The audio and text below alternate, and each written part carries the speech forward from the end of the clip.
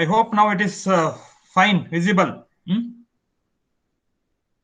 Yes, sir. Okay. The first few 5 minutes we'll discuss some of the important formula we have discussed in the previous class. Then we'll go for this equations.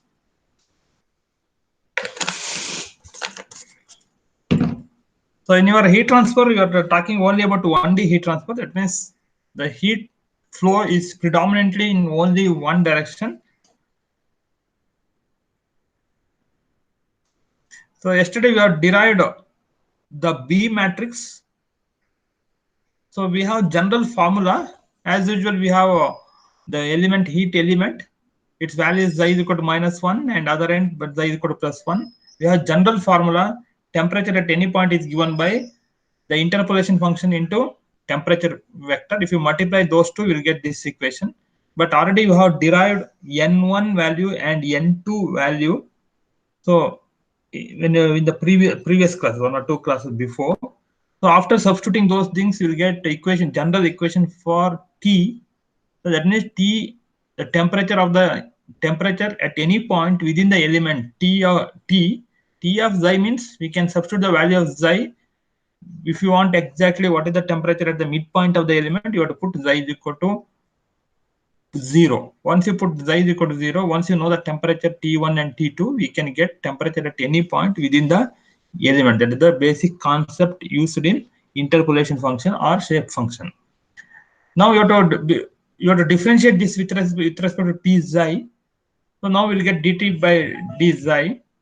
So now what exactly we want is we want the rate of change of temperature with respect to x, or how the change of temperature takes place or heat flow takes place along x direction. For that, we have from the chain rule of differentiation, we have the formula dt by dx is equal to just dt by dxi into dxi by dx. Just we have multiplied by dxi and divided by dxi. Now already we have dt by dxi, we know dt by dxi is known. Now we require dxi by dx. But we know the relationship between the natural coordinate system and the global coordinate system.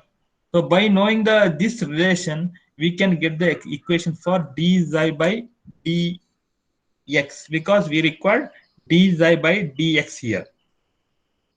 So after finally you'll get dxi by dx is equal to 2 by le. If you substitute all those equations, the first one is dt by dxi, this is the equation, and dxi by dx, this is the equation. Finally we get equation dt by dx is equal to so and so. So finally we got the B matrix for the heat transfer element. It is 1 by le minus 1 plus 1. The B matrix will be changed from one element to the another element because it is a function of length of the element. It is not common for all elements. If the length is common, then everything is common. But in some problems, lengths are different. For element 1, length is different. Element 2, length again it is different. Already you have seen such type of problems in beams, even in the case of bars, etc. This also we have discussed yesterday. One is Fourier law of conduction, that you are already familiar with this equation, Ka into dt by dx.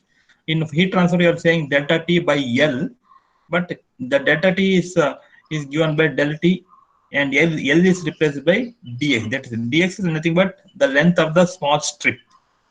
Only important when you're solving the problems, you have to remember is all units. So especially in the dimensions, you have to express in terms of meter, not in terms of millimeter, because finally most of the units for heat rate flow, everything is you are getting in terms of watts. And area also you have to express in terms of meter square. Now we have equation Q, heat flux. The heat flux Q is equal to K into dt by dx. So if it is only one dimension, heat is flowing only in one directions, then you are writing dt by dx. The heat flow takes place in different directions. In such cases, you are using del T by del X. That is the purpose of using the difference between dt by dx. If it is only y, heat flow is function of only x direction, then you are writing dt by dx. If heat flow is taking place in all different directions, in such cases, you are taking the partial differentiation. This is a regular differentiation, ordinary differentiation. This is a partial differentiation. we are using partial differentiation in most of the cases only when heat flow takes place in different direction, x direction, y direction, and z directions. Now, one day, then if you go for that, we have qx is equal to minus kx into del t by del x. So finally, we got that value. So if you consider 1D conduction heat transfer equation, that is del square t by del x square plus q bar is equal to 0. This equation you are going to derive in the later, today you are going to derive this equation. If it is 2D conduction, 2D conduction is the heat flow takes place along x direction as well as y directions. So x direction also there is a variation of the temperature. In the y direction also there is a change in temperature because of heat flow both along x direction as well as y direction. Hence, it is referred as 2D conduction. So imagine the furnace wall. The furnace wall may be 3D. The geometric structure may be 3D, but the heat transfer is predominantly in only one direction, along the radial direction. Still, that can be considered as a 1D heat conduction. Not necessarily you have to go for 2D heat conduction or 3D heat conduction, but geometry it may be 3D, but heat transfer predominantly takes place only in one directions. Hence, we can go ahead with 1D heat transfer so that the problem become very simple. Most of the isotropic material the thermal conductivity is same in along x direction, y direction, and z direction. Only for the composite material or orthotopic material, so then kx may not be equal to ky, ky may not be equal to kz. For our analysis, you are assuming that material is isotropic, then your k becomes constant. Then that's why you are taking k outside. If you consider three-dimensional heat transfer, then we have del square t by del x square, del square t by del y square plus del square t by del z square plus q bar. So this q bar is nothing but total amount of heat generated within the element.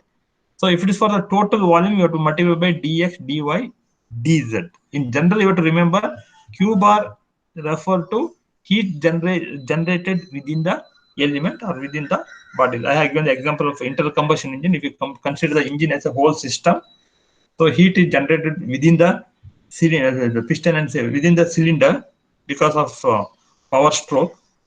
Then that is the heat source. Even if you consider the iron box also, so iron box there is a small coil, so that is the heat source. If you consider immersion coils used for water heating, so that is the immersion coil itself become. If you consider bucket along with the complete water as one system or one control volume, so immersion coil will act as a heat source. That is the amount of heat generated from the heat source per unit volume is given by Q bar. Convection heat transfer already you have discussed. Most of the time when you come to heat transfer, you are not interested in total heat transfer. The finite element analysis is concerned, you are not interested in total heat transfer rate.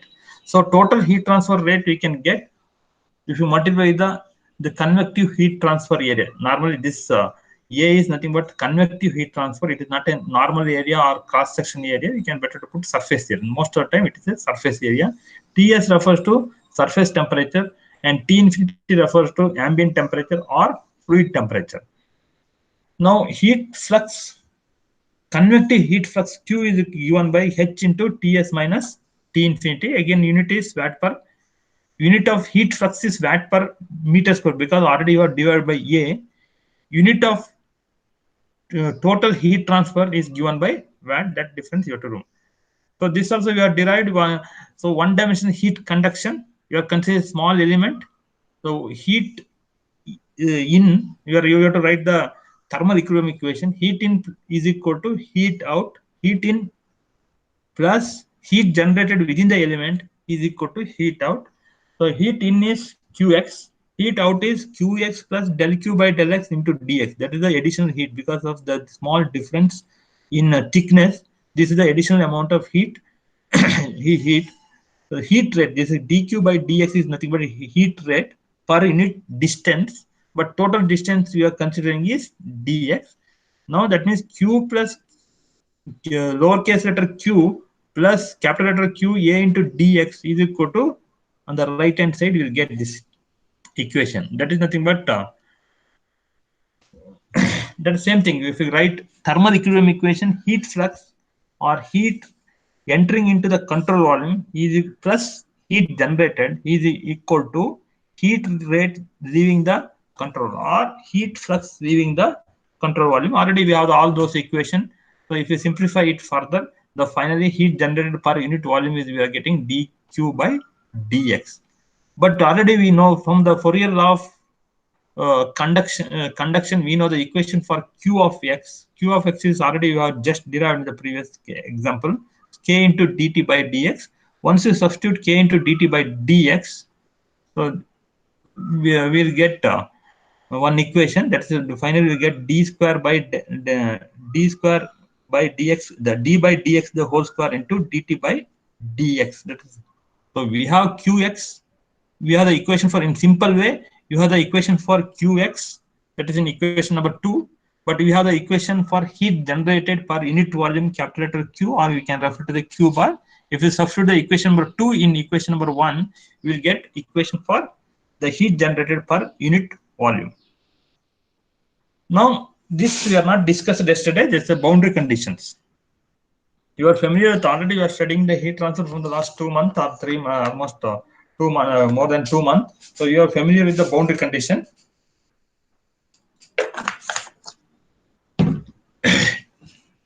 So now specified temperature or essential boundary condition. Sometimes it is referred to as essential boundary condition. Suppose we have inner surface. Imagine it's a furnace wall.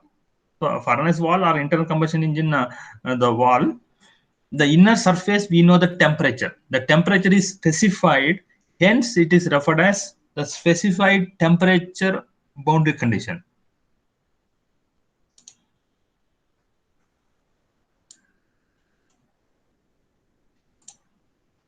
Hence, it is referred as specified temperature boundary condition, where temperature is specified. When you come to solid mechanics problems, where the displacements are specified. If you consider simply supported beam, the left end of the beam, the displacement is specified. That is V1 is equal to 0.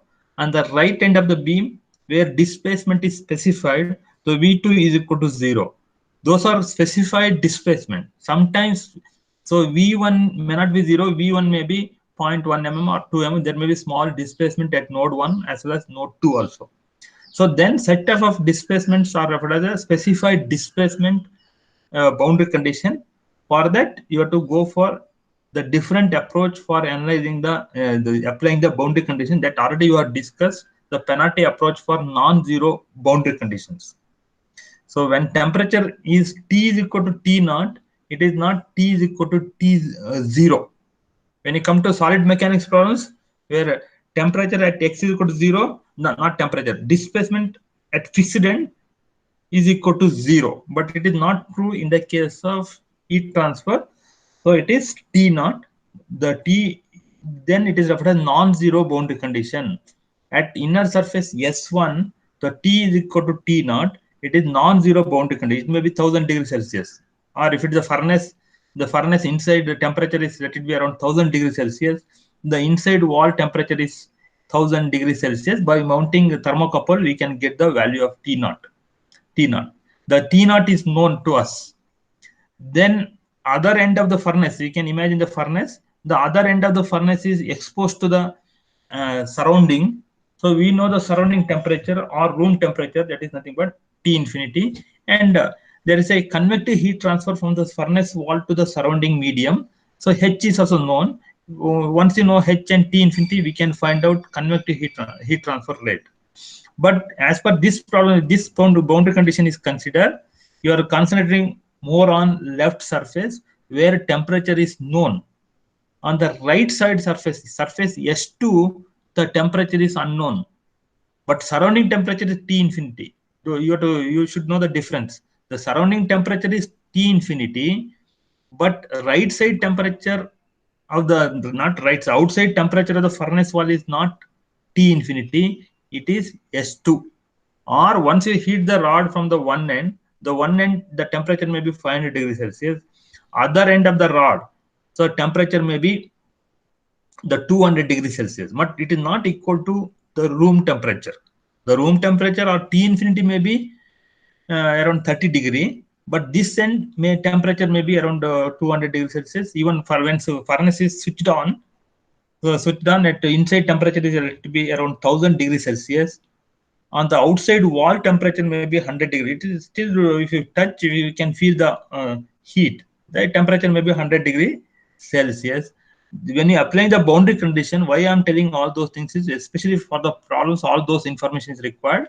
On the right side wall temperature is not T infinity, it is T2. T2 sometimes by using a finite element method or KT is equal to Q2, KT is equal to Q, you have to find out T2 temperature, but T2 temperature is not equal to T infinity. That you have to remember. That is the one boundary condition. That is specified temperature or essential boundary condition when temperature is known. Either left side of the furnace is the left side of the wall is known, or sometimes right side of the wall is also known. Then it is referred as specified temperature boundary condition. It is also referred as essential boundary condition. It is also referred as non-homogeneous boundary condition. Non-homogeneous is nothing but so where the temperature is specified, the specified temperature is not 0 degrees Celsius, hence it is referred as non-zero boundary condition or non-homogeneous boundary condition. Mathematics also we studied some equation, homogeneous equation and non-homogeneous equation. The homogeneous equation right side of the equation is 0. Non-homogeneous equation right side of the equation is not equal to 0. Like in the case of forced vibration, we have mx double dot plus cx dot plus kx is equal to f of t. On the right side, we have f of t because force is applied continuously. But if it is a free vibration, we have mx double dot plus cx dot plus kx is equal to 0 on the right side because you are only at the initial stage you are applying the force to trigger the system or to vibrate the system. The afterwards no external force. In such cases, on the right side force term, that force term is equal to 0. So then such type of equations are referred as the non-zero and the homogeneous equation. For free vibration, we get homogeneous equation. We have differential equation of for vibration. On the right hand side, it is 0 for free vibration. If it is forced vibration, right hand side we have the force term f of t. So then it is referred as non-homogeneous equation. In the similar way, there is a homogeneous boundary condition. Sometimes in the examination they ask what explain the essential boundary condition or non-essential boundary condition or homogeneous boundary condition or non-homogeneous boundary condition. So whatever may be the different names, if once is a specified temperature, it is nothing but essential boundary condition, or it may be non-homogeneous boundary condition. The other names is non-homogeneous boundary condition. Then if you consider one more boundary condition where heat flux is known here. Here temperature is known. If you see the, so now second boundary condition is insulated or specified heat flux. Heat flux. It is also referred as natural boundary condition. So where inside surface is insulated, hence Q of x is equal to 0. Suppose, so instead of saying inside surface, if you say it's a outside surface, sometimes outside surface because of by using some insulating material, rubber like material, it is totally insulated. So insulated. So where the heat flux is equal to 0. So imagine even though this wall or this high temperature body is at let it be around 500 degrees Celsius, but there is no heat transfer to the surrounding medium by convection because this surface is insulated. The one side surface is insulated, other side of the surface or wall is exposed to the surrounding medium. Hence, on the right hand side, this right wall, the heat is transferred to the surrounding medium by the convective heat transfer. The left hand side, there is no convective heat transfer, there is no conduction heat transfer because left hand side or surface 1 is insulated. So because as surface 1 is insulated, there is no heat flow, so where Q is equal to 0. Especially for solving the problems on finite element analysis of heat transfer, understanding these boundary conditions are very important. So one is understanding what is the specified heat flux boundary condition, one more is specified temperature boundary condition, or what is insulated boundary condition. If that's the one part you have to remember. The other part is, so you know how to apply the boundary condition by penalty approach, or how to apply this boundary condition using elimination approach. It is not just even though in the you are applying using elimination approach, It is not just eliminating first row or first column. You have to add some extra term that also you are going to discuss later. Only penalty approach for non-zero boundary condition is discussed. So that means one more boundary condition is, as per this we can see here, insulated or not necessarily every time it is insulated. Sometimes the heat flux is specified. We know what is the heat flux. Not necessarily it is always zero, but most of the cases it will be zero, but heat flux is specified similar to temperature. There is one more boundary condition that is referred as convective boundary condition. So convective boundary condition is on one side the heat flux is known. If you see this diagram, the left hand side heat flux is equal to 0. On the right hand side, the heat flux is known to us. The heat flux is given by the Q convective heat transfer is equal to H into Ts minus T infinity. But here surface temperature is TL. So you have to remember, so this surface temperature is TL and surrounding temperature is T infinity. Don't confuse between the surface temperature S to surface temperature TL and T infinity. If the length of the rod is very long or the thickness is very thick structure, then only surface of the temperature is almost equal to the ambient temperature. But most of the cases, surface temperature is totally different from ambient temperature. That's why T infinity is different and TL or TS2 is different. So now this is one more condition on the surface, outer surface. Just we have seen the outer surface is with respect to the right side surface where the heat flux is known. The heat flux is nothing but a convective heat transfer. Convective heat transfer. So we have the equation for the convective heat transfer, that is heat flux. So there is no H into A, it is only H. That's why you are getting unit of convective heat transfer is watt per meter square, not just watt. If you multiply by this total term multiply by A, then you will get in terms of watt, but there is no A term here. That's why watt per meter square. So that means there are two boundary conditions. One is essential boundary condition or specified temperature boundary condition, and second one is specified heat flux boundary condition. It is also referred as the natural boundary condition. But sometimes in the examination they'll ask, so explain different boundary condition involved in finite element analysis of the heat transfer. So in such cases you have to draw this diagram. So then you have to write, first you write specified temperature boundary condition, write this diagram and explain. Then second one is write the second boundary specified heat flux boundary condition, write this diagram and explain. So normally you have to better to write like this. The temperature at x is equal to 0 is given by T naught. This is standard notations used for specifying the temperature. So temperature at x is equal to 0 is equal to T naught. In the similar way, so heat flux, instead of writing at x is equal to 0 in general words, we can write Q, we put on long line, x is equal to L is equal to so and so. Those are the two boundary conditions. Normally they'll ask for the short codes around 4 to 5 marks. Now you have to derive, I think already you might have derived this equation in heat transfer for 1D or 2D or 3D. So now as per your syllabus also you have to derive the Gaussian differential equation for 3D heat transfer. Once you know the 3D heat transfer, if you eliminate last term with respect to any term related to Z, then it will, same equation become, it will holds good for the 2D heat transfer. If you remove the X and Y and Z term in 3D equations, then you will get 1D heat transfer. Now you have to derive the Gaussian differential equation. For deriving Gaussian differential equation, you are considering the small body.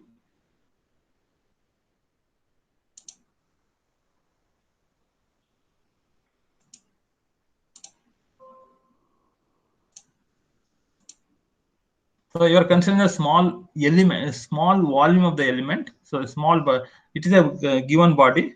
Imagine it is a irregular body. So heat is supplied to this body, that is Qn, and surface temperature is Ts. So in this body means is only schematic representation. Let it be, it is a complete internal combustion engine itself. The engine, let it be engine block, including engine, the piston and cylinder, etc. So that is the body. Out of that, you are considering only small elemental strip for our analysis, you are considering a small element or small cube, cube or small elemental volume. They're having dx, dy, dz distance. So along x direction, this length is dx. Along y direction, normally in the z direction, this vertical direction, it is dy. Along z direction, the length is dz. So that cube you are considering, not cube, it's a small elemental volume you are considering. Then you have to apply the equilibrium equation, thermal equilibrium equation. So as usual, this is a standard notation. The Ts refers to surface temperature of the body. Then you are considering the change in internal energy. So similar to the strain energy term.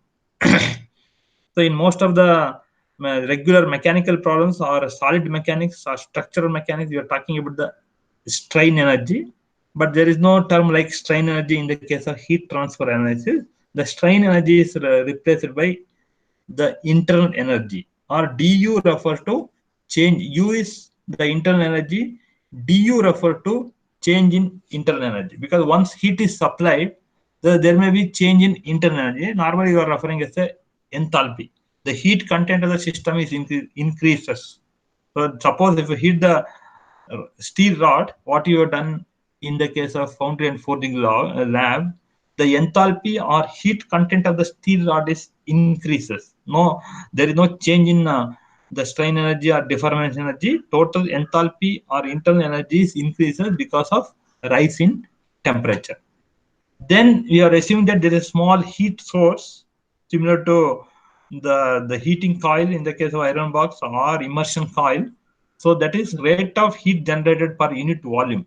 The Q bar refer to the rate of heat generated per unit volume, that is watt per meter cube. So that is, you are considering for the small elemental volume. So hence the unit is W per unit volume. Now suppose we want total heat generated, so then you have to multiply q dash by dx, dy, dz. That is referred to the total heat generated within the element. So as usual, for finding out the internal energy, we required a specific heat as well as density. The density you are expressing in terms of kg per meter cube. So again, in the case of heat transfer analysis, all the dimension you have to keep it in meter. Then area you have to keep it in meter square. Volume you have to keep it in meter cube, not in mm or centimeter, etc. So now we have considered a small element. We have taken out that small element here. This is a small element you have taken out from the body, like taking out the small piece of ice cream. So now you are considering a small elemental cube. The length of the elemental cube is along x direction is dx. Along y direction is given by dy. The dimension along z direction is given by dz. We have taken out small elemental volume from the main body or main system. So now you are going for the analysis. I hope you are derived similar type of equation heat transfer, but still once again I will explain it is required for this. So now if we consider heat flux, on the left wall, the heat flux is Qx. On the right wall, the heat flux is Qx plus dx. So now we have the equation for Qx. So by using Fourier law of thermal conductivity, we have the Fourier law. So the thermal conductivity into area into del T by L, the dt by L. So dt is replaced by del T by del X. This is the heat flow along x direction on the left side wall. So we have equation for Qx.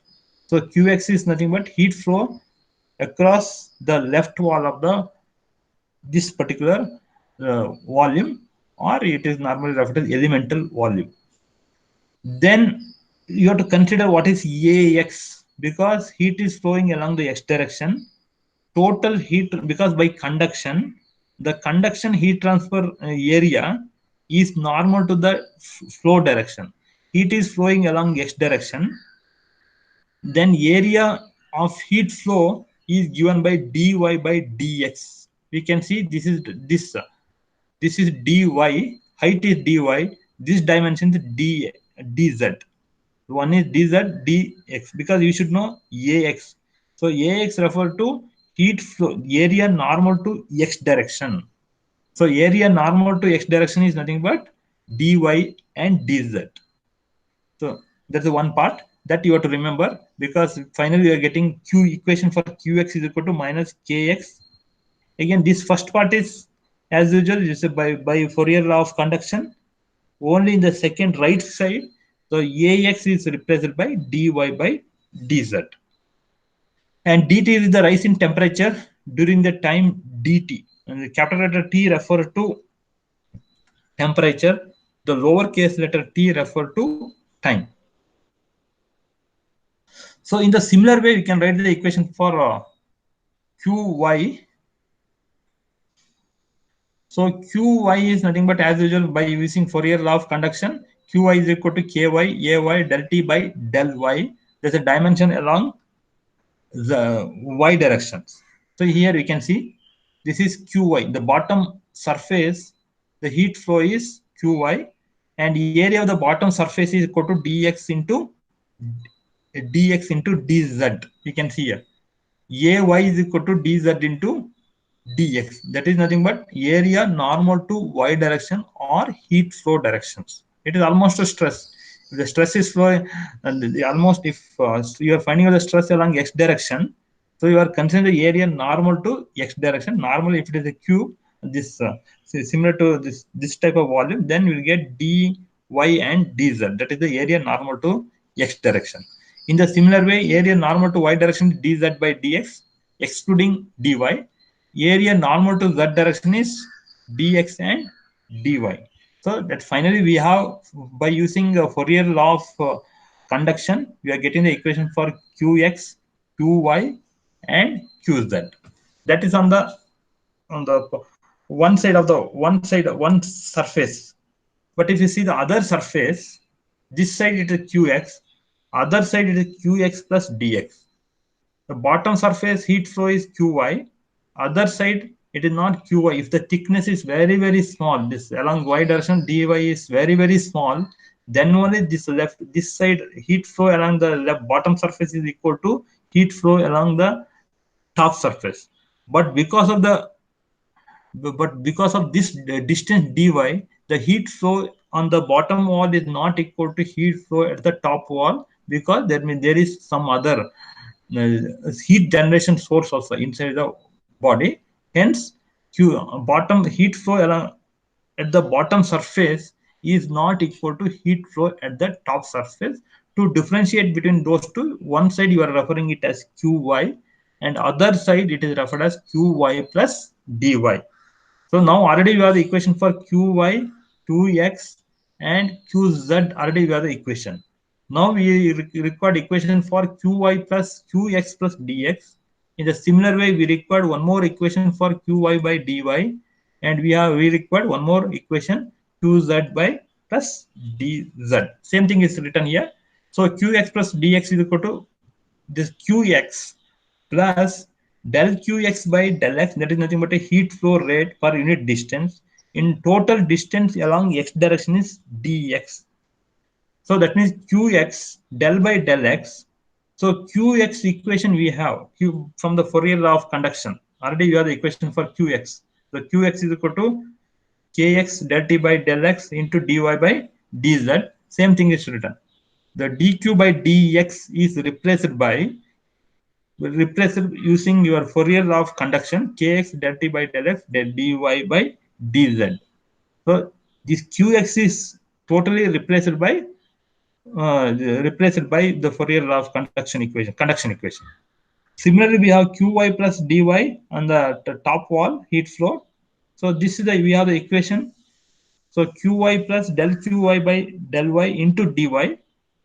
So qy we are keeping as it is. Just qy is heat flow along y direction. That qy already you have the equation. That equation you are substituting here. In the similar way, qz, we are writing qz plus del z into dz. And qz already equation we have. We have derived the qz. What is qz? By Fourier law of conduction, you are substituting here. I think you are familiar with all those notations, all those derivations also. But still, as per FEM is considered, you have to do. Now, finally, you are writing the heat flow equilibrium equation. The heat flow equilibrium equation is, you are talking about Q inflow into dt, because heat flow is also depending upon the time. If the time is more, if we allow it to heat for more time, the more amount of heat is entered into the surface or volume, unit volume, plus Q generated, that is per unit time, into total time is dt, is equal to Q leaving, heat leaving the control volume, into dt, plus change in the internal energy. This term is change in internal energy. Q inflow is already you have written Qx, Qy, Qz. Those are the inflow. Heat inflow to the inflow is, we can see here, Qx, Qy, as well as Qz. Those are the heat inflow. Heat outflow is Qx plus dx, Qy plus dy, Qz plus dz. Other than that, there is a one small heat source. Heat source is shown in the previous case, I think. Heat source, we have heat source inside the body, that is given by Q dash. Now, so heat inflow is, we have the equation Qx, Qy, Qz, and heat outflow we have Qx plus dx, Qy plus dy plus Qz plus dz, and the internal energy, the internal change in internal energy or net internal energy is given by rho into C into dt.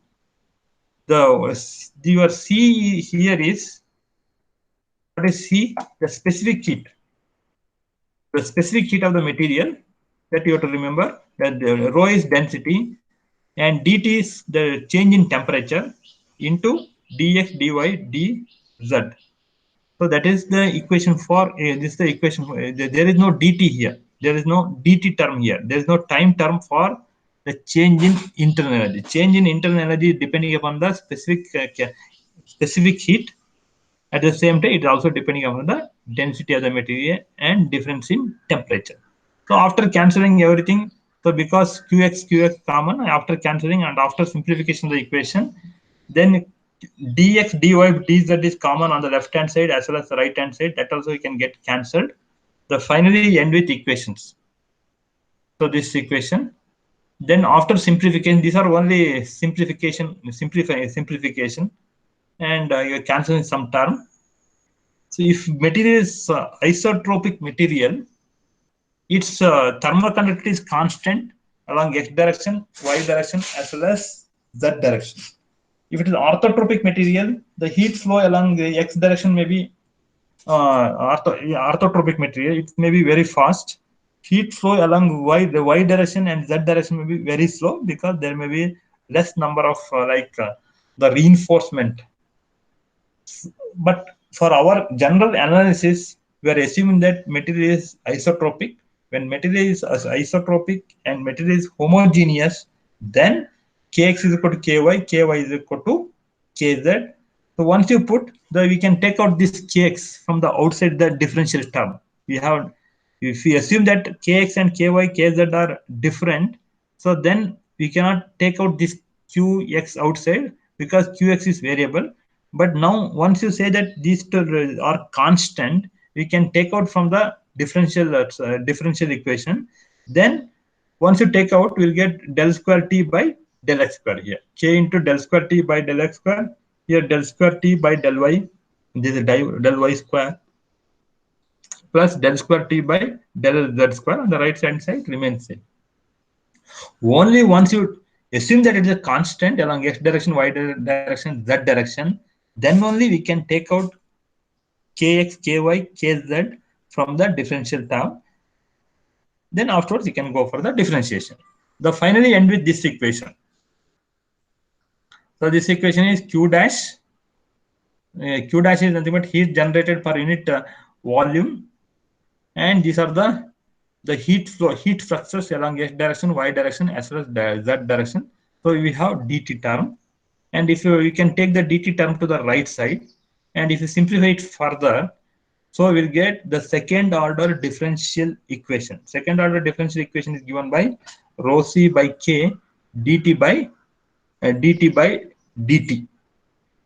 So now k by rho c is nothing but you can replace k by rho c by alpha. Finally, you can writing 1 by alpha into dt by dt, where T, capital letter T refers to temperature, lowercase letter t refers to the time.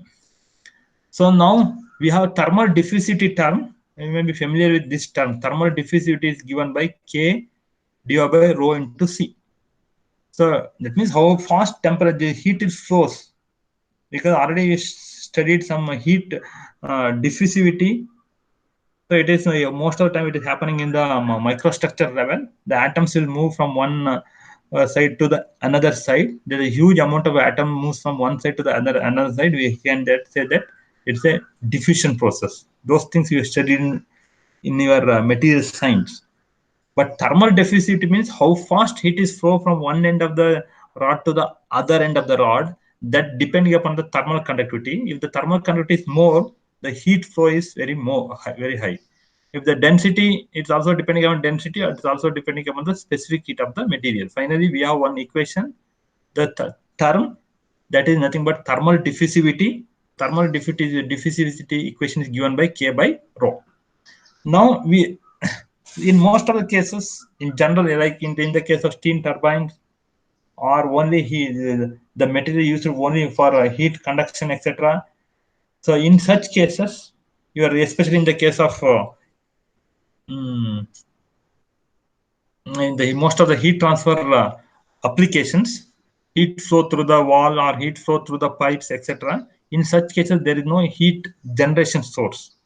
So when there is no heat generation source, then Q dash becomes 0. So once you put Q dash equal to 0, there is no heat transfer, heat generation within the element.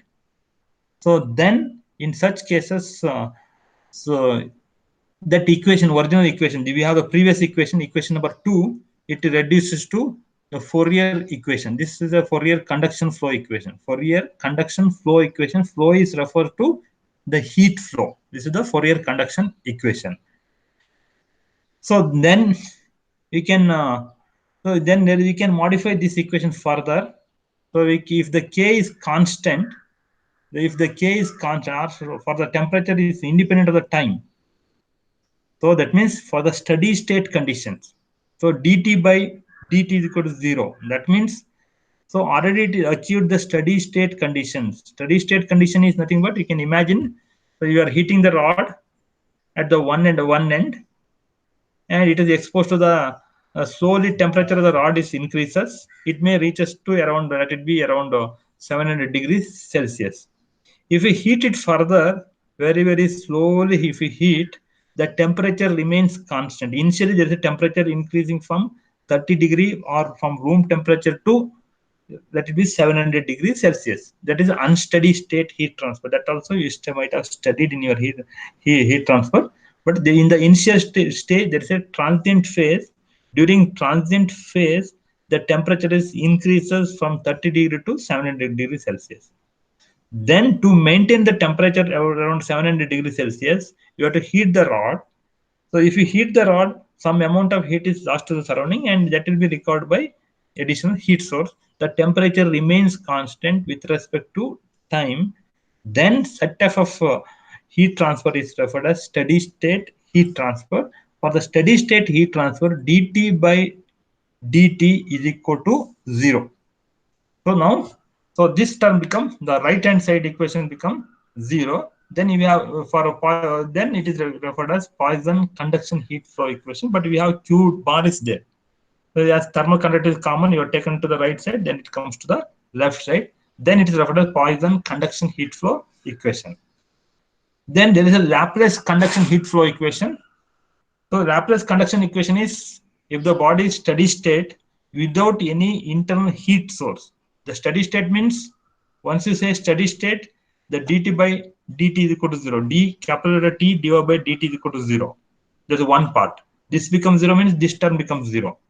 Then one more condition is, so there is no internal heat generation. If there is no internal heat generation, then we are end with only this equation. That is referred as Laplace conduction heat equation.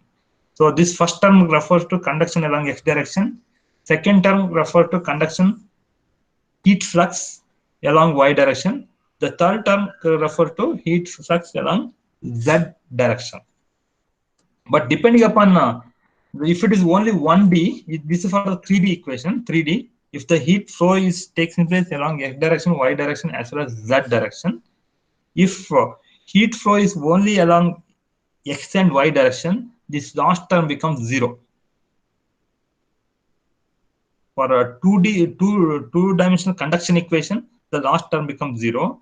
If this heat flow is taking place only along x direction, then second term and third term is also equal to 0. Same thing we have seen here, somewhere in the previous case.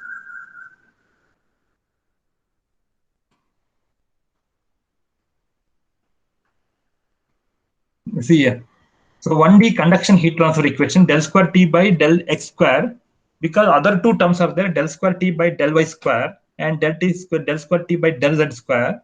So those term becomes 0 because if heat is taking place only in the x direction, heat flow is only along the x direction, then still you are keeping the heat generation source.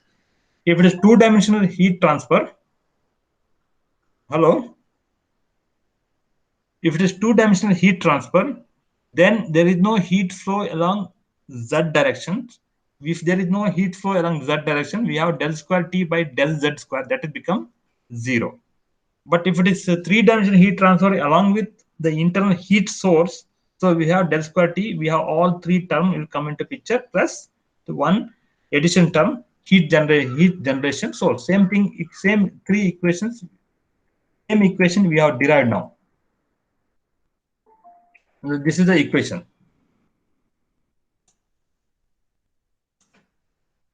There are 23 students. I think only 20 students are entered your USN number. Remaining 3 students, 3 or 4 students enter your USN number.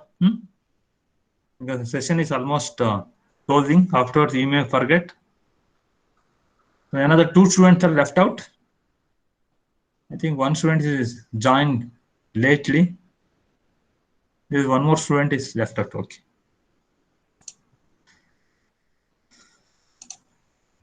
So now, so you have the Poisson equation. So from that, you can get the Laplace equation. Initially, we have Fourier flow equation. Then, if for steady state heat transfer, we'll get Poisson's equation. If there is no heat flow as well as the heat generation source, if it is steady state, then we'll get Laplace equation. So I think next topic going for most probably first I will explain elimination approach in the next class. Elimination approach for non-homogeneous boundary condition. So non-homogeneous means now we can understand at left side of the already we have studied about the specified temperature boundary condition. The specified temperature boundary condition is so T is equal to T naught, but T is equal to not 0. Then it is referred as non-homogeneous boundary condition. Also, it is referred as essential boundary condition. There is one more non-essential boundary condition. For taking care of that, even though you are used elimination approach for the bar as well as trusses, so those approaches cannot be used as it is. We cannot eliminate it. Suppose the left side wall of the wall, the temperature T is equal to T1 is equal to T naught. We cannot just eliminate first row as well as first column. You have to modify the force vector or heat flux vector that you have to do. That I will explain in the next class. Then I'll go for conduction separate finite element analysis for the conduction equation, finite element analysis derivation for conduction combined with convection. Then one more finite element analysis equation for the heat flow through the fins. Those are 3 equations. What you have done is we are not applied what are the equations you are derived now. We are not applied finite element analysis concept. Just from the fundamentals by analytical approach, we have derived some set of equations. Those equations are used for finite element analysis of heat transfer problem. The another 3 equations are very important. Out of 3 equations, definitely one equations will come for the examination. So it is little bit lengthy equations, but if you practice regularly, you can manage. You can yeah, as per your heat transfer module is considered. Other than those 3 equations, based on those 3 equations, we have a set of matrices or final equations like K matrices or convective heat transfer matrix, etc. If you know those final the matrices like stiffness matrix for different element, So you can solve the problems on finite element and this heat transfer analysis easily. I think if there is no question, this I will cover in the next class. This especially elimination approach. These are required for solving problems on heat transfer. But if you start explaining elimination approach when you're solving the problem, you may have a little bit confusion. That's why I'll finish the concept of elimination approach in the next class. Then we'll go for actual finite element analysis of heat transfer analysis. If there is no question, I'll end the session. Yeah, till now, what we have discussed, that most of the concept you might have studied in your heat transfer. Only two matrices you have to derive as per your future. Next, another three derivations are considered. You have to remember one is shape functions values n1. N1 is equal to 1 plus 1 minus z divided by 2. That's one formula you have to remember for next future derivation. So one more equation is n2 is equal to, so n2 is equal to 1 minus 1 plus z divided by 2. That's one more equation. Those are the fundamental equation. So one more equation is, so temperature at any point is given by T of xi is equal to N1 T1 plus N2 T2, or N of element into T of element. And one more equation is the B matrix. The B matrix for the heat transfer element is given by, B matrix for the heat transfer element is given by 1 by LE into minus 1 plus 1. If you know those formulas, those are the fundamental formula required for deriving FE equation for heat transfer analysis. Okay, I'll stop the session. So, Tell me.